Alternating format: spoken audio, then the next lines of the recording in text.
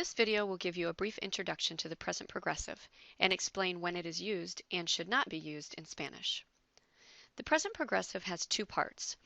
First, you have a conjugation of the verb estar, to be. You will change it according to the subject. Estoy, estás, está, estamos, estáis, or están. The second part is the participle, or the action that is going on. If you have an AR ending verb, you will take off the AR and add ando. For example, bailar, to dance, would be bailando, dancing. If you have an ER or IR ending verb, you will take off the ER or IR and add yendo. For example, comer, to eat, would be comiendo, eating. If you have a verb with a double vowel and it ends in ER or IR, like oír, leer, or traer, you will again drop the ER or IR and add yendo. For example, traer, to bring, would be trayendo. If the verbs are present tense stem changers, they will not usually stem change in the participle.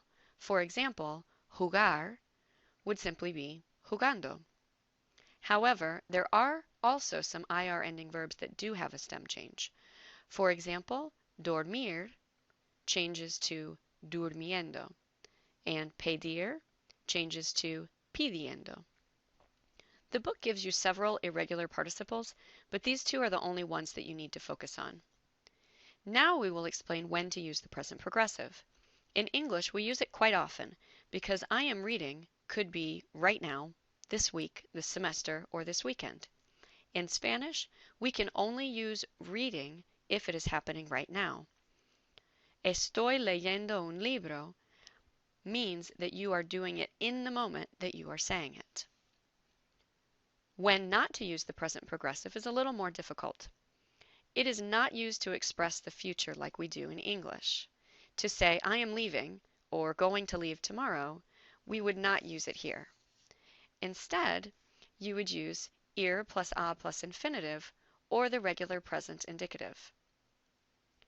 Salgo mañana is the present indicative. Voy a salir mañana is the near future with ir. It is also not used with the verb ir. To say, I'm going to the park, we would not use it here. Instead, you would use the present indicative of ir. Voy al parque. Probably the most difficult thing for English speakers to understand is that it is not used when the action takes place in the present over a long period of time.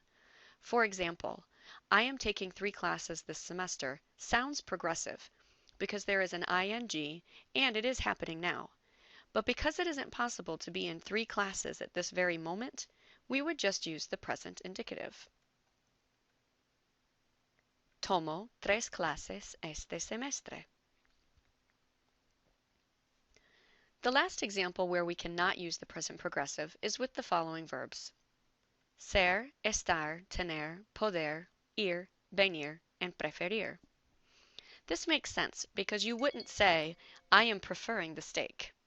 Instead, these verbs are used in the present indicative. After you have watched this video and filled out the notes sheet, you may now go to the last page and write the sentences in Spanish.